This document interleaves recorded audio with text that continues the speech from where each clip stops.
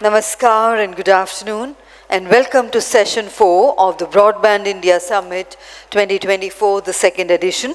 This session is focused on technology and infrastructure building, the foundation for Digital Bharat, a topic that is circular and crucial for driving inclusive digital growth and ensuring that the benefits of the digital revolution reach every corner of the country.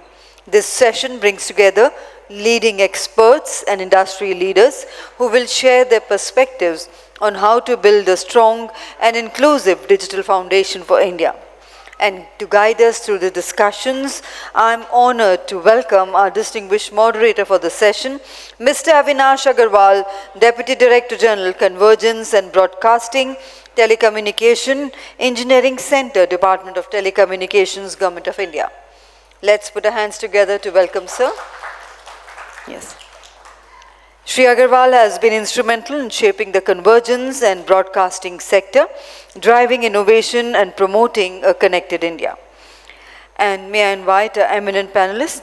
I invite Mr. Bharat Bhatia, President, ITU-APT, Foundation of India, is a leader in telecommunications policy and an advocate for spectrum management in emerging markets. I invite Lieutenant General A.K. Bhatt, PVSM, UVSM, AVSM, SM, VSM, Director General, Indian Space Association, who brings his deep expertise in space communications and its role in driving rural connectivity. May I invite Mr. Dharmendra Khajuria, National Head, Network Partnerships, Bharti Airtel, a key figure in expanding network partnerships and enhancing broadband access across India. Inviting Mr. Sanjay Nagpal, Director, Go-to-Market Taara, who is driving innovative connectivity solutions with a focus on light-based communication systems. I invite Mr. Prashant Oberoi, Director, India and SAARC, Norden Communication, an expert in delivering cutting-edge telecom infrastructure solutions. I invite Mr. Dharmendra Singh, Senior Vice President, Marketing, Hughes Communication, India, a leader in stellar communications and rural connectivity. And now, ladies and gentlemen, I hand over to our session moderator, Shri Avinash Agarwalji, to kindly carry forward the proceedings of the panel discussion session with his opening remarks. And may I request you, sir, if we could kindly conclude the session by 4:30 p.m. Thank you, sir. Thank you. Good afternoon to all. I am privileged to chair or moderate this session. I see we have lots of experts in this panel. And we have a time limit, I think, around 50 minutes with us. So I would, in fact, say that let us start from one side and kindly briefly introduce about yourselves or your company or your product or whatever you want to say as initial in the opening remarks. I would request that keep our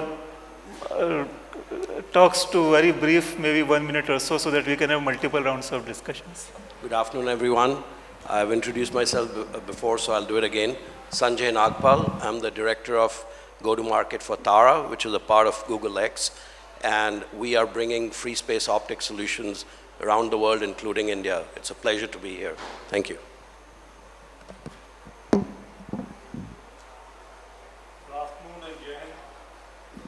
I am Lieutenant General A.K. Bhatt.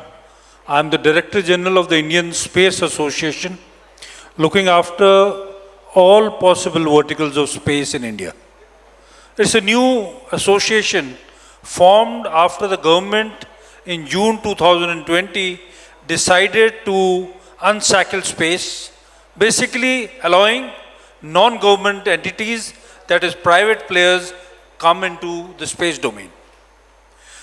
And of course, in space, one of the most important domain is of satellite communication. And what I've seen in the last 3 to 4 years is a relationship growing where Department of Telecommunication has now started looking at this prodigal son with a little more attention. I'll leave it here and we'll go into the discussion later.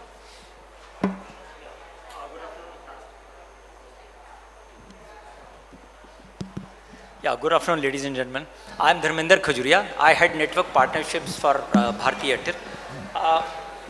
In my role, I interact with the policymakers at DOT, as well as I work with the industry bodies, COI, DIPA, and Broadband India Forum. I need to work very closely with them just to ensure that the right of way is given to us, so that the broadband for all is that dream is realized. I'll just take 15 seconds more to just talk about the new product, which it is not exactly new product, but most of us keep on getting spam calls.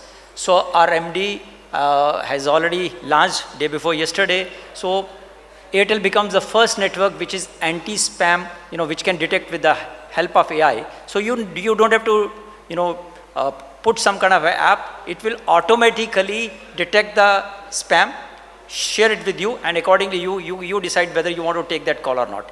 And the accuracy is more than 99%. Thank you.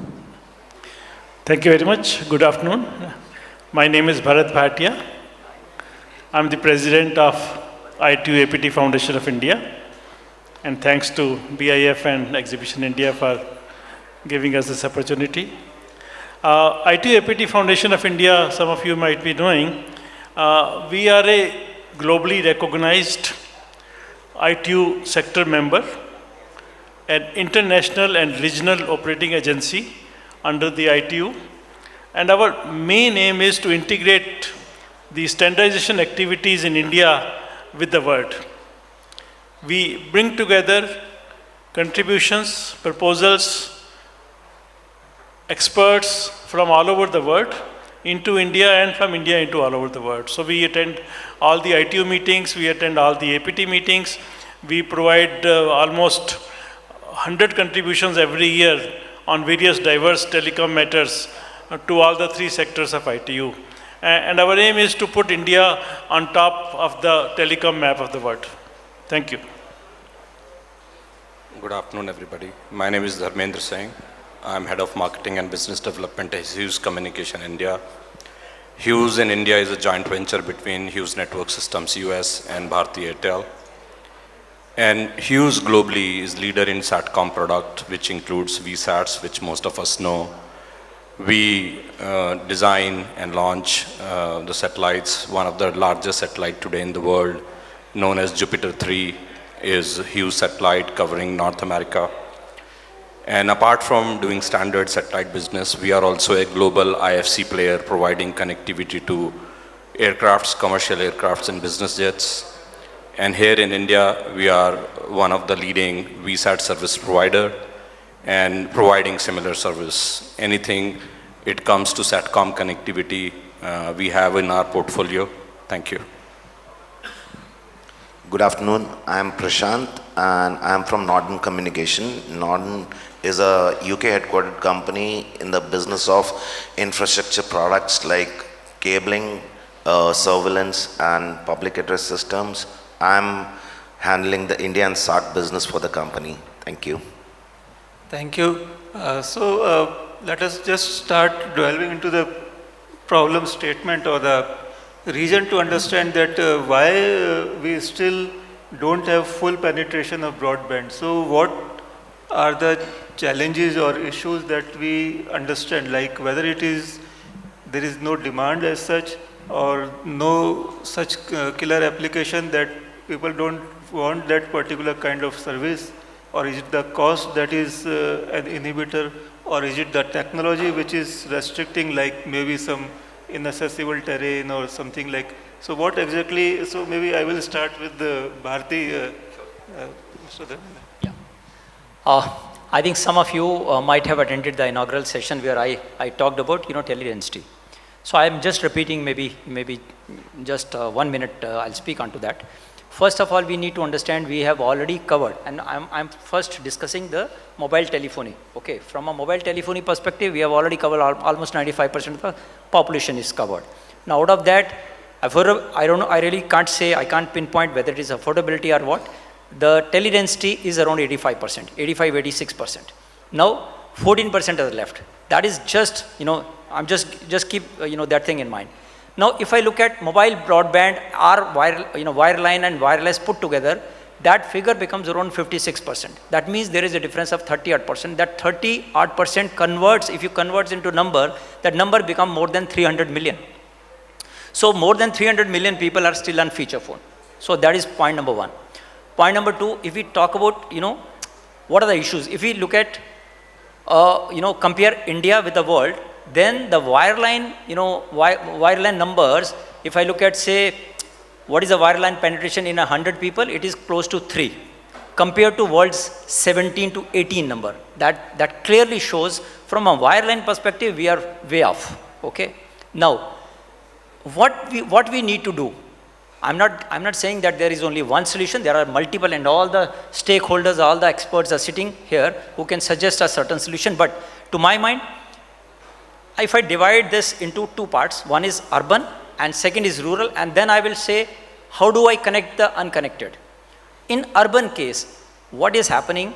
Earlier, we had multiple kind of, rules and acts. That has been very, very decently, government has decided the telecom rules are coming. The draft, with the industry, the draft has been discussed, the rules have been discussed. So hopefully, in next month, the rules will be there. With the coming of rules and with the legal backing, we are very sure that lot many things should get settled, because those rules deal with right of way.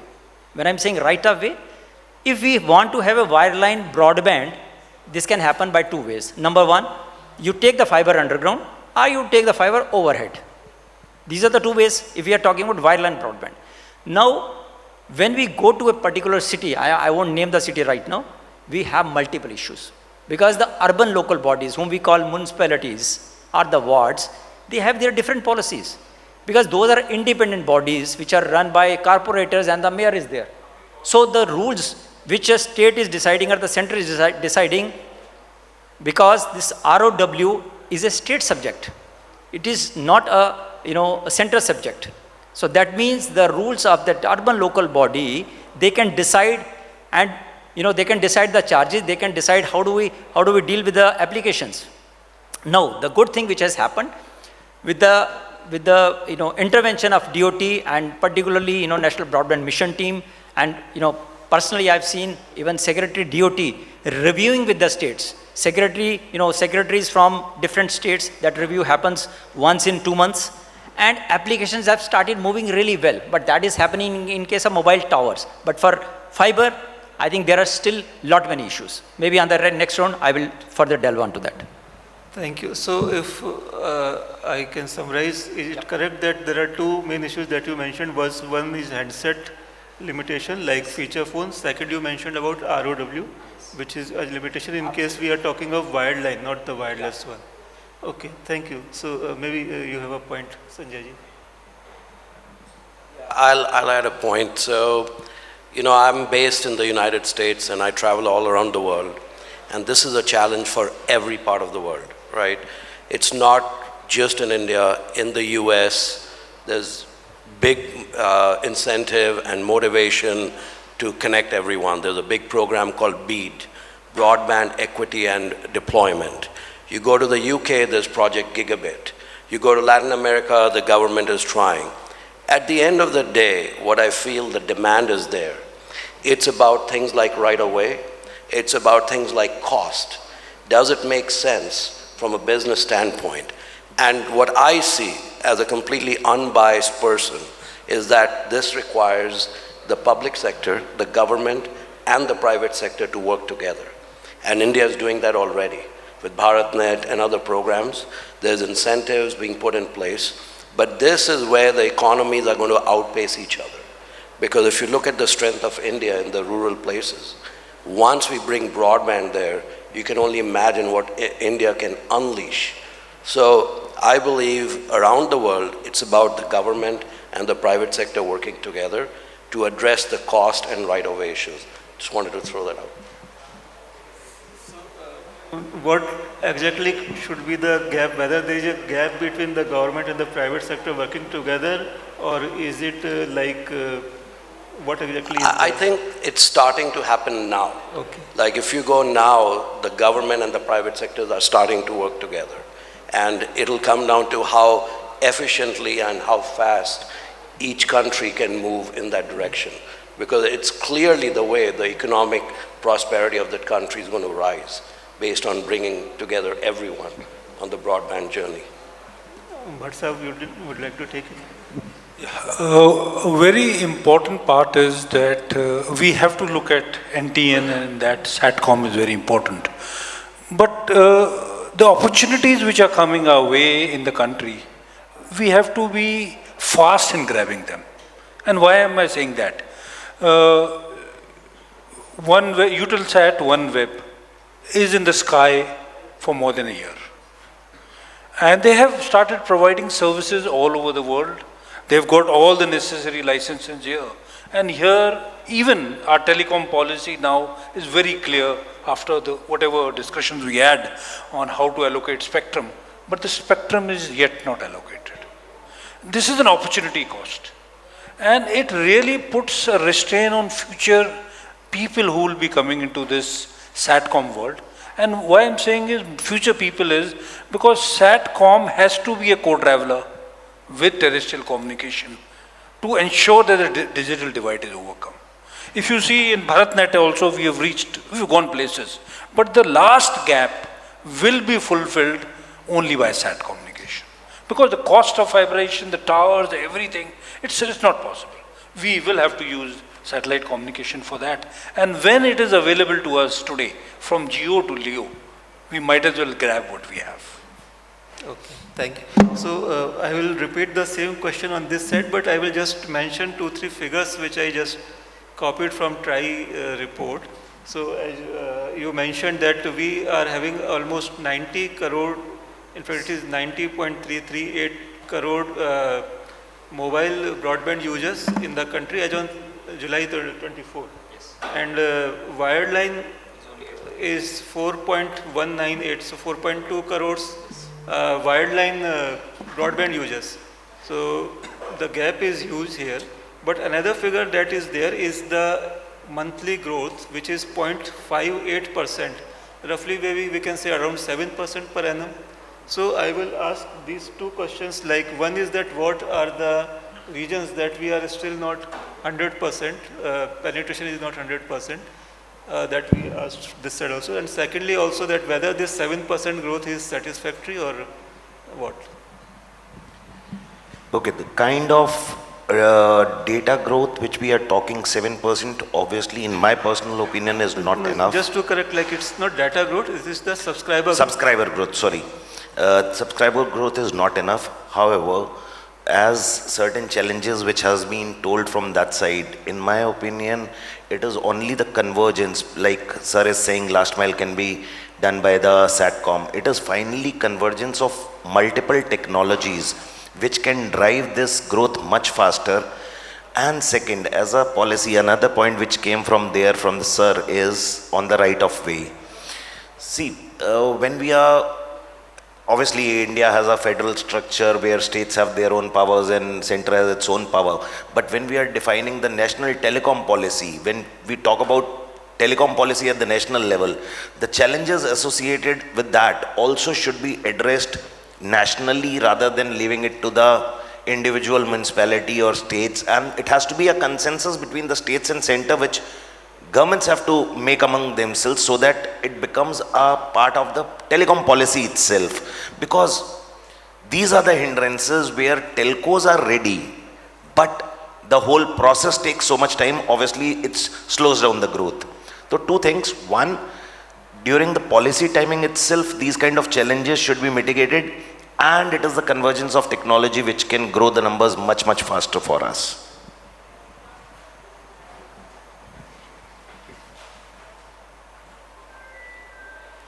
I'll not repeat what is said earlier. So first question, sir, that which are the areas where the penetration is not there? I think it's pretty obvious that it is northeastern part of the country and the northern part of the country, Jammu, Kashmir and Ladakh, right? So that's the area. And if you look at, technology is coming in, there are ways we can cost effectively resolve that problem. But the challenge is viability. Right? The government wants to deliver the highest speed to unconnected. I think first the challenge should be let's connect the unconnected. For an example, in the morning, the first session, we talked about, the Honorable USF Administrator talked about 300 Gbps of average data usage. Now, great, that is probably driven by entertainment, that is probably driven by commercial aspect of it, but should that be funded, or how much of that should be funded? Cannot we give them just a 10 Gbps connectivity to start with so that they're connected? And gradually the technologies are coming up. So viability is one part. The fiber line operators, terrestrial telecom providers won't ever find certain areas viable to lay down the fiber. So if those, one is we can wait for them to declare that these are completely unviable areas, and then we say, okay, now these cannot be connected, let's use some other alternate, which SATCOM can be one alternate. But that time, probably by the time we get that result is 2 years, 3 years down the line. For an example, the recent BharatNet RFP doesn't even mention SATCOM in that. Means first, the people, those who will get awarded, they will start rolling out over a period of time. They will find out that which are the areas they cannot connect.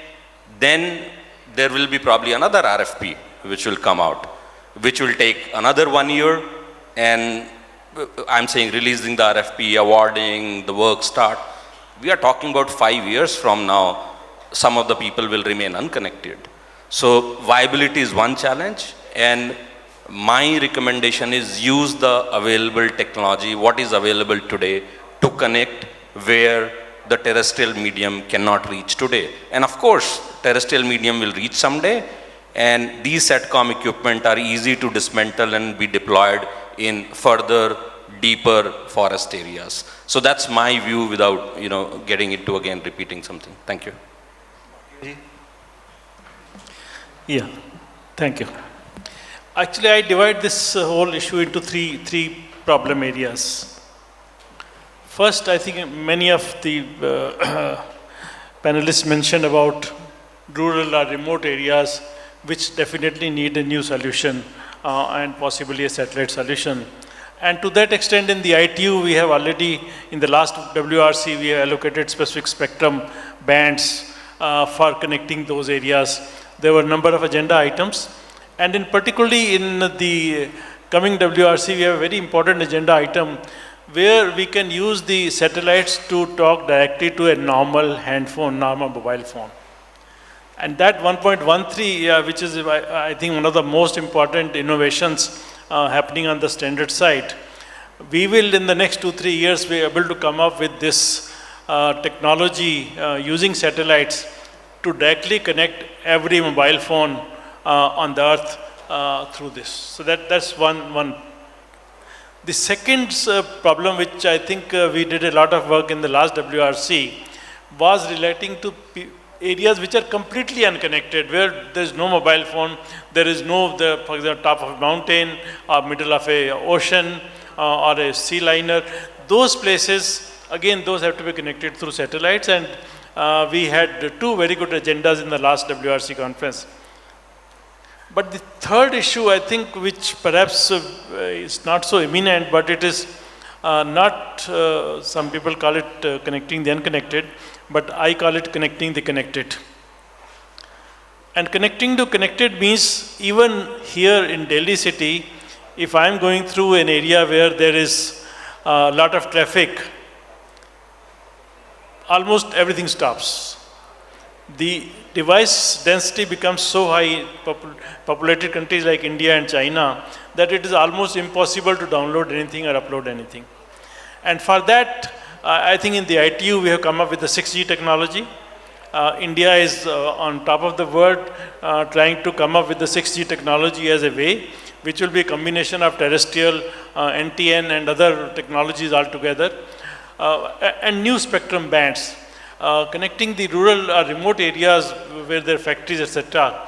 I think we need to open bands like 6 gigahertz and maybe the V band for connecting long distance places which are not connected today.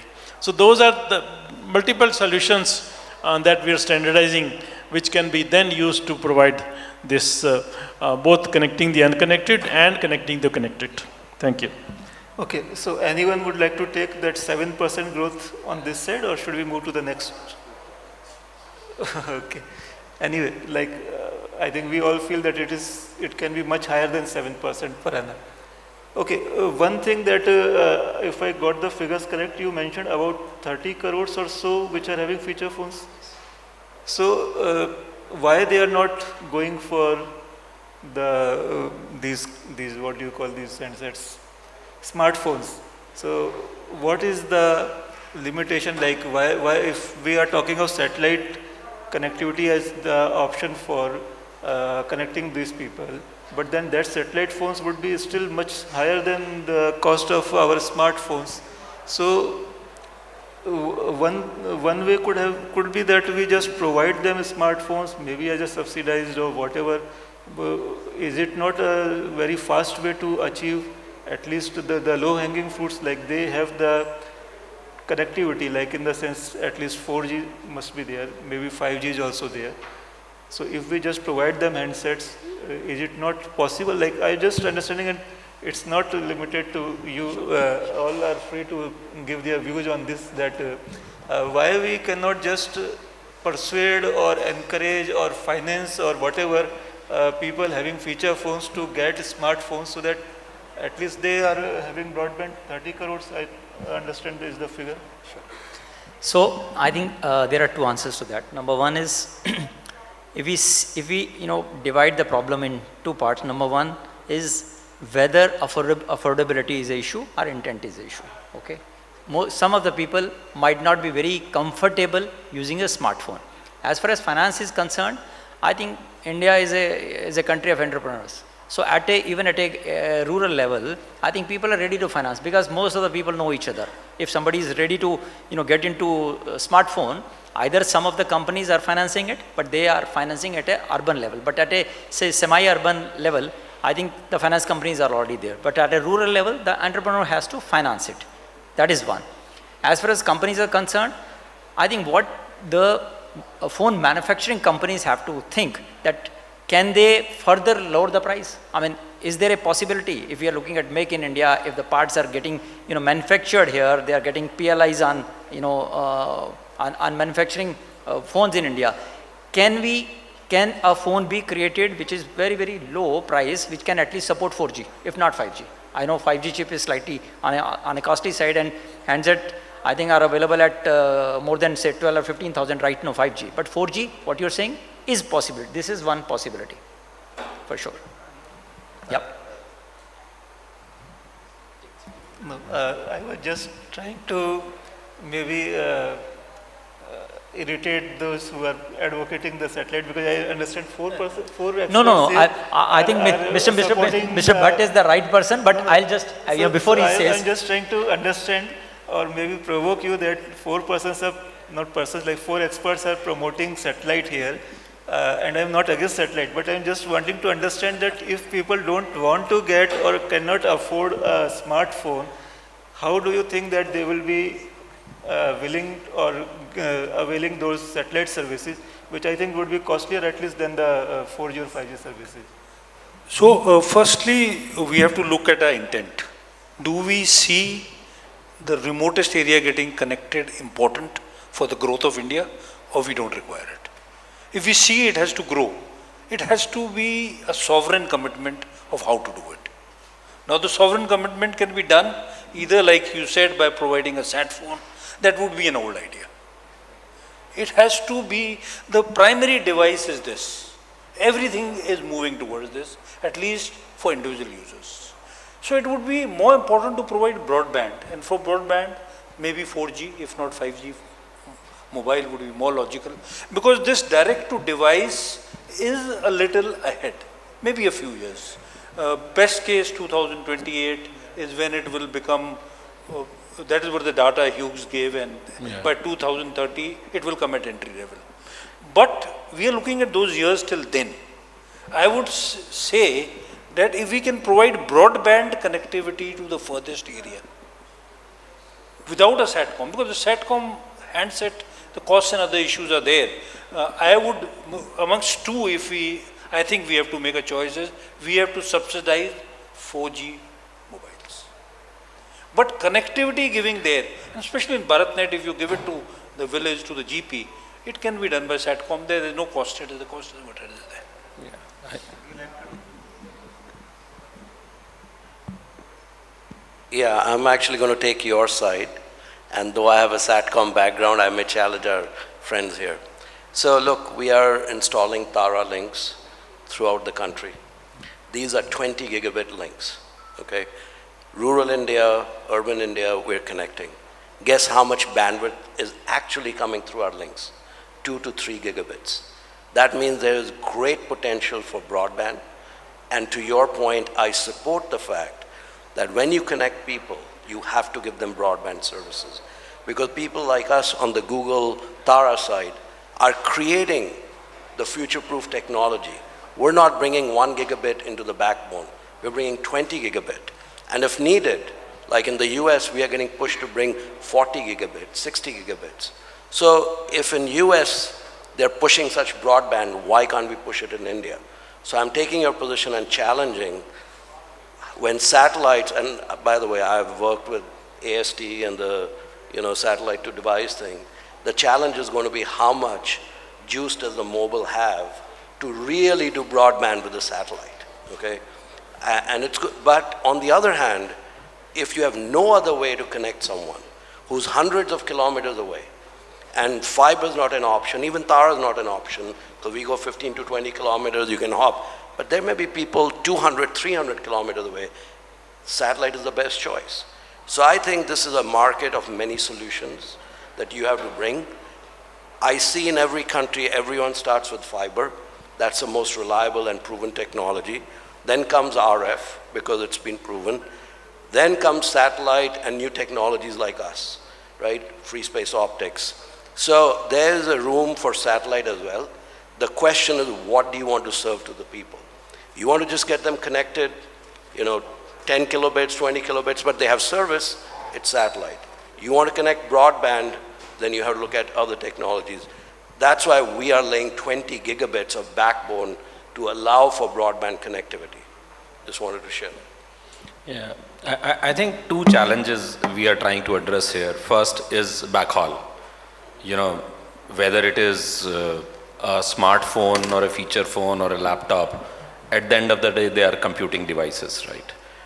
And the challenge which we have today is backhaul, right? And to be able to backhaul, deliver internet to those rural-most areas, probably hamlets where 20 people lives. There are areas where only 50 people lives. There are areas probably bigger, maybe 1,000 people lives in 10 square kilometer areas, right? So my focus, when I am saying SATCOM, is to address that immediately by the time the terrestrial connectivity reaches there, right? And then the distribution is easier. You can distribute same 2G to make sure that people, those who can only afford feature phones, can text and can have a voice call, and have a 4G or 5G private network using cheaper EPCs, right? Need not to be able to connect thousands and thousands of users, right? And the technologies are available today. But, today what we are trying to do is take the best to everybody. Of course, that's the greatest thing and that should happen. But by that time, what we can do is important thing, and I'll agree what Sanjay said, that this direct to device, people, I'll specifically say our friends in the terrestrial side, unnecessarily scared.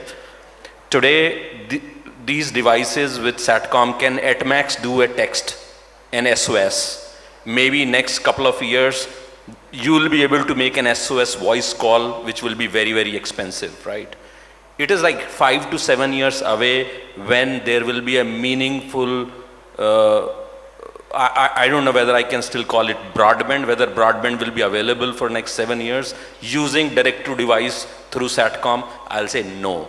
That is only when a person is in dire need to contact somebody and doesn't care to spend money will use that service.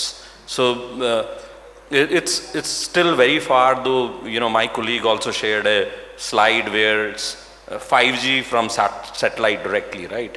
It will happen. The pilots are happening. Doing testing is fine. Somebody I remember 5 years back said, on satellite we are able to get 1 Gbps of capacity.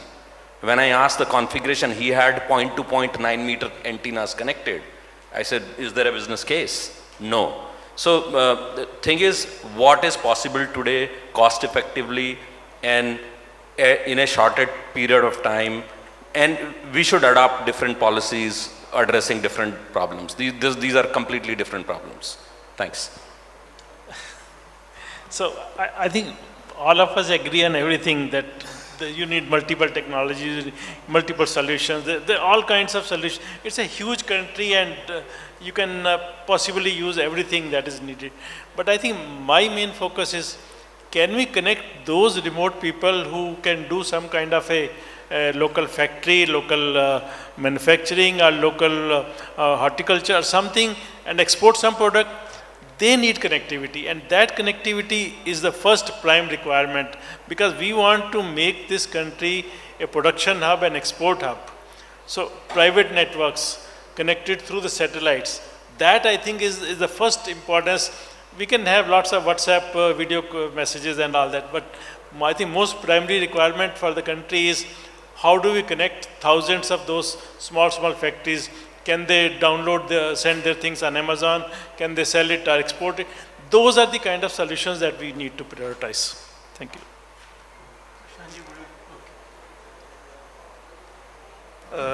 Maybe I'm moving out of syllabus, but I will just loud thinking that we have so many, can we think of convergence, like we have those local cable operators, LCOs, providing cable TV services, no? So we have this MCO, then LCO, and then the final signal to us comes through LCO. So they are also laying lots of fiber nowadays. Earlier it used to be coaxial cable, but now they are also laying cable, and many of them are still, I think, providing broadband also. But is it a mainstream? Can we think of that also as one of the possibilities of fastly reaching out to the unconnected? So very happy to share that we are already doing it. We are doing it in almost more than 1,000 cities. So Airtel, wherever we have already laid out our fiber, tier 1 cities, we are working directly, but tier 3, tier 4 cities, we are dealing with LCOs. I mean, this is the model which we have adopted around 2 years back, and it is working really fine for us, because the controls in terms of SLA, in terms of KPIs, we are managing that. So we are not leaving it to them.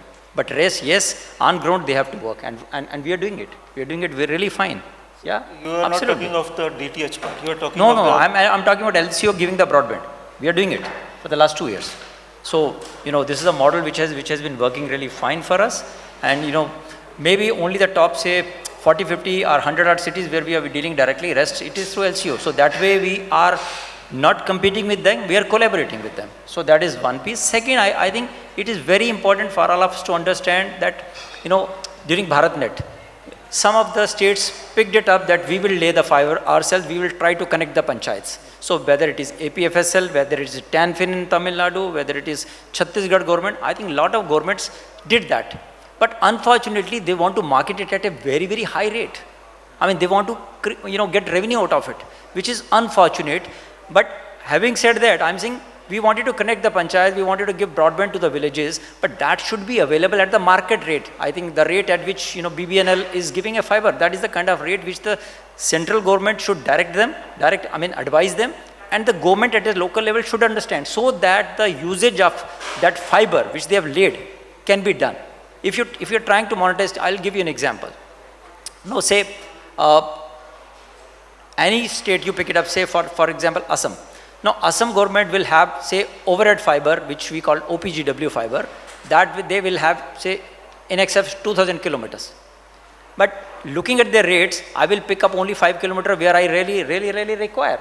But what is the point of having 2,000 kilometer rate, pegging the rate at so high so that nobody is buying it? And they will have a huge capacities to sell. Has that rate been, this is what we have been discussing with the DOT, that all the states, and by the way, all the states have this OPGW fiber. I mean, in the morning I talked about GAIL has fiber, RailTel has got fiber, IOCL has fiber, Indian Oil Corporation has got fiber. So hundreds of kilometers of fiber, which is not being monetized by the government itself. I mean, do we really want to give a tender? While I understand the government works in that manner, that there has to be tender, they cannot award it to somebody, just like that. But we need to, I think that there is a need to, use all the PSU, the resources of all PSUs, if you really want to create digital India. I mean, if we bring the rate at a lower level, at a decent level, I'm saying the rates which have already been discovered and in the public space, say BBNL, you give that rate and you see that fiber flies off, and maybe you will require more capacity for the TSPs or IPs to pick it up, and that can lay another foundation which is already doing pretty well. Thank you. Any more comments on the convergence of services, broadcasting and telecom? No problem. Okay, let us. Maybe I just want to add one more point that you made regarding this cable TV, because they have a network of connecting to the local communities. And remember, in the 80s, 90s, we used to have those STD, ISD, PCOs, became very, very popular.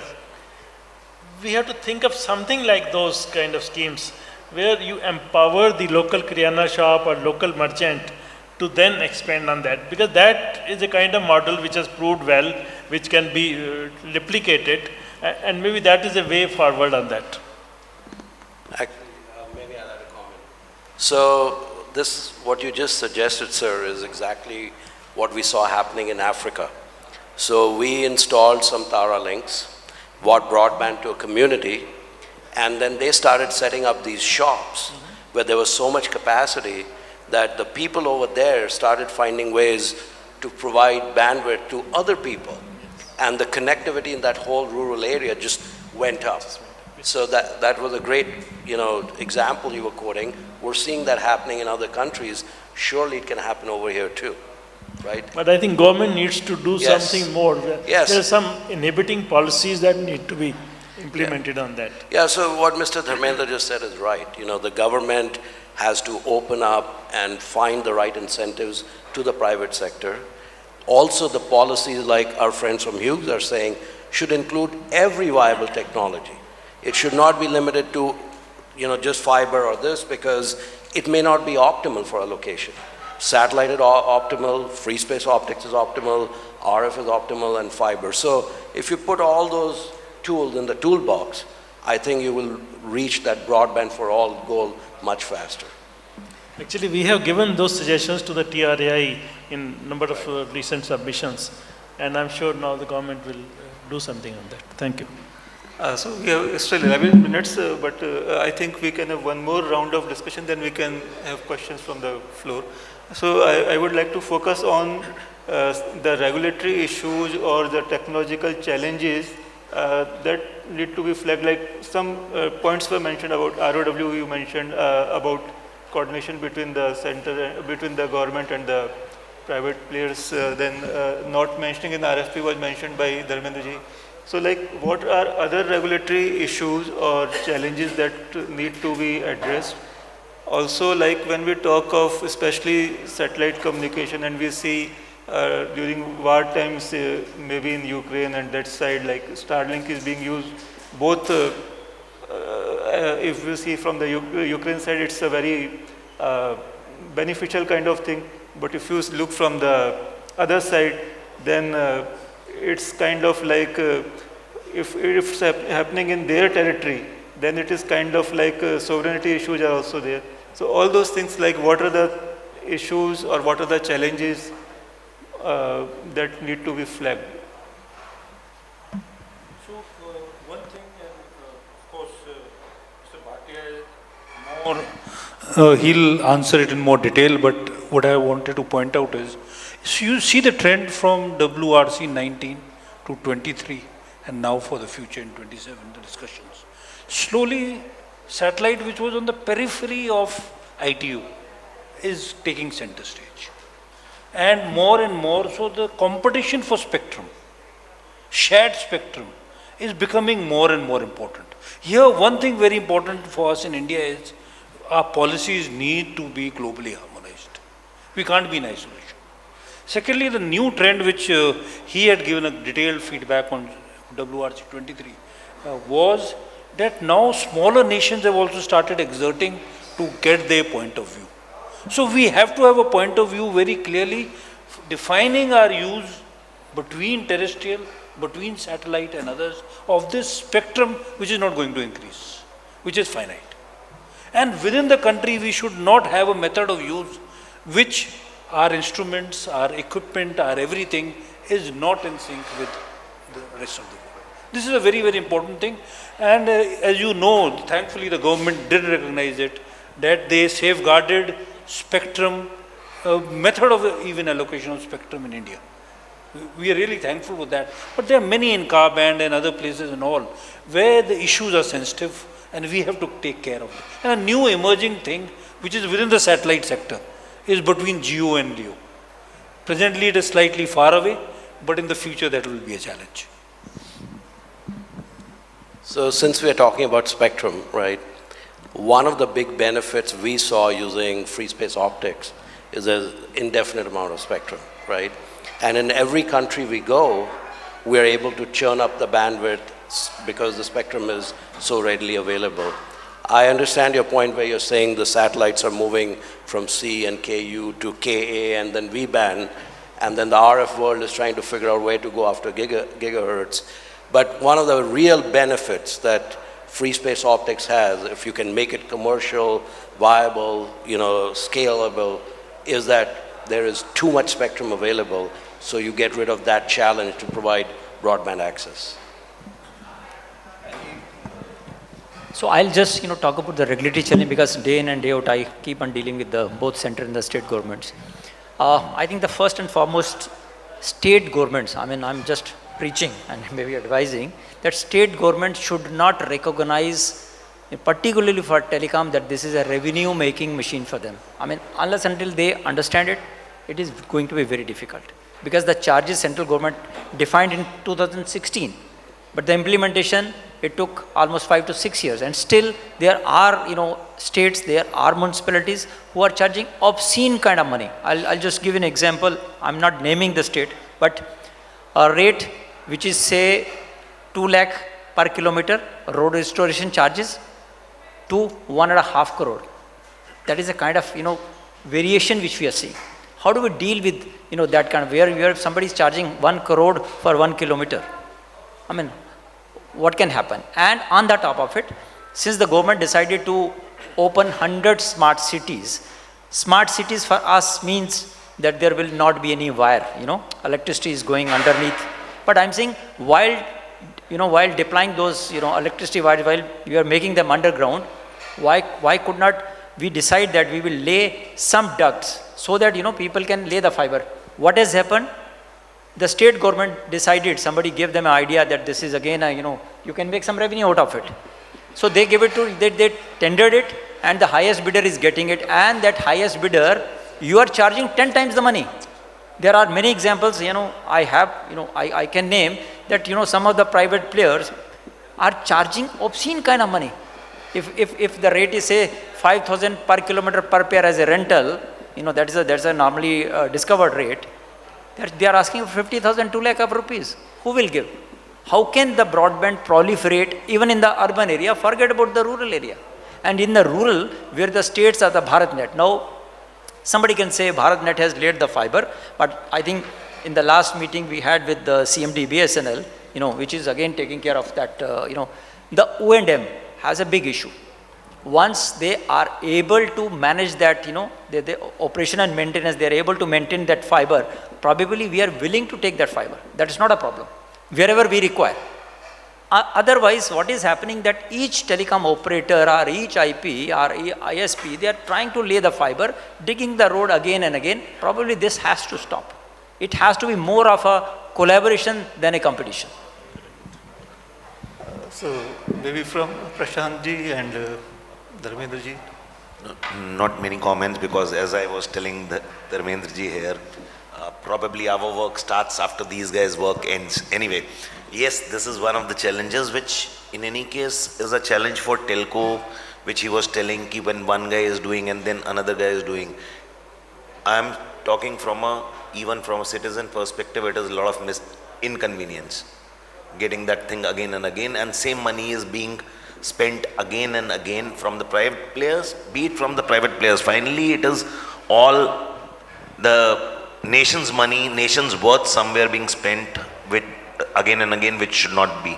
So that one coordination, and as I said, there are certain things when we are defining as a telecom policy, again I'm coming back to the same point, which we know we face the same problem over and over again. That particular things probably can be part of the policy itself so that it becomes guidelines straight away. One final comment here, just drawing an example which my colleague Dharmender has just said.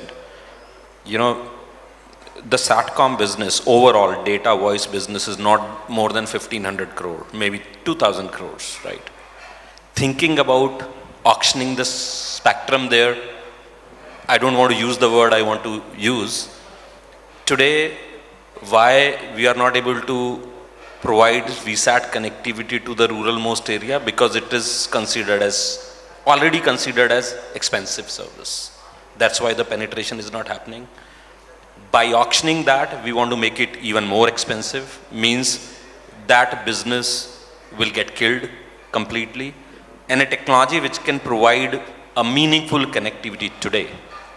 Now, look at the resources being wasted.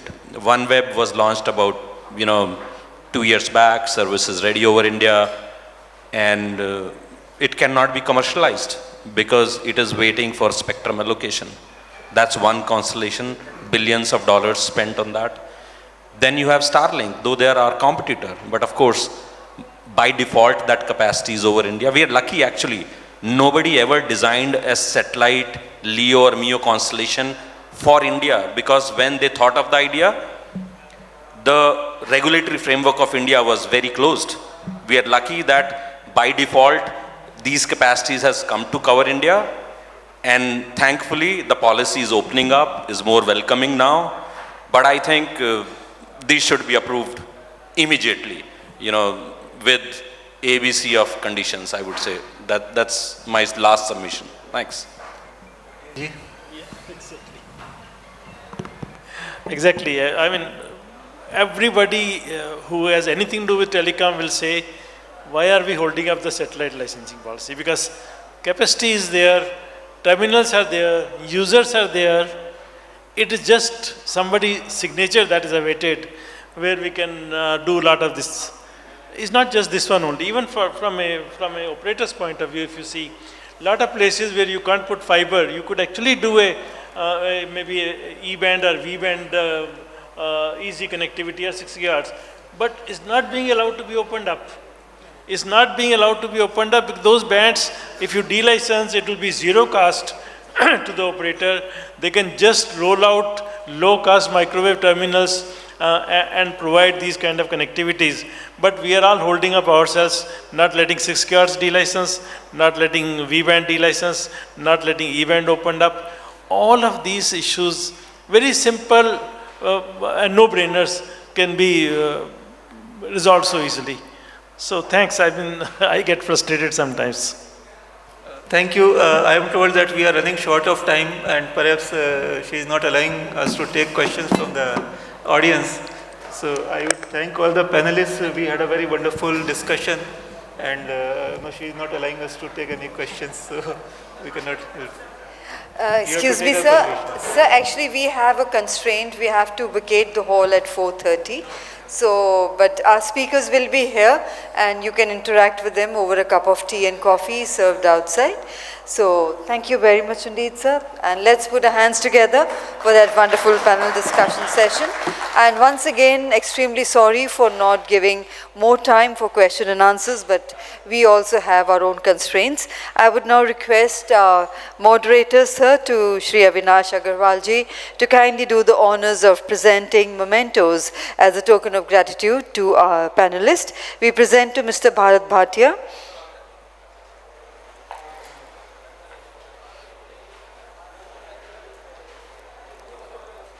Thank you very much indeed. We present to Lieutenant General A.K. Bhatt.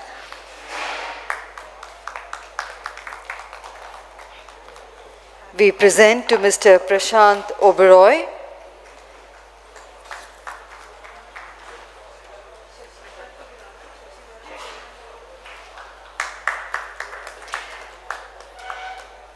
We present to Mr. Dharmendra Singh.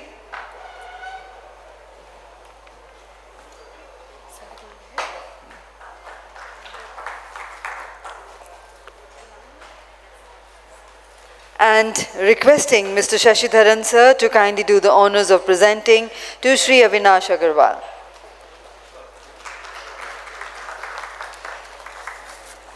And a group photograph of the panel, please, before we close the proceedings.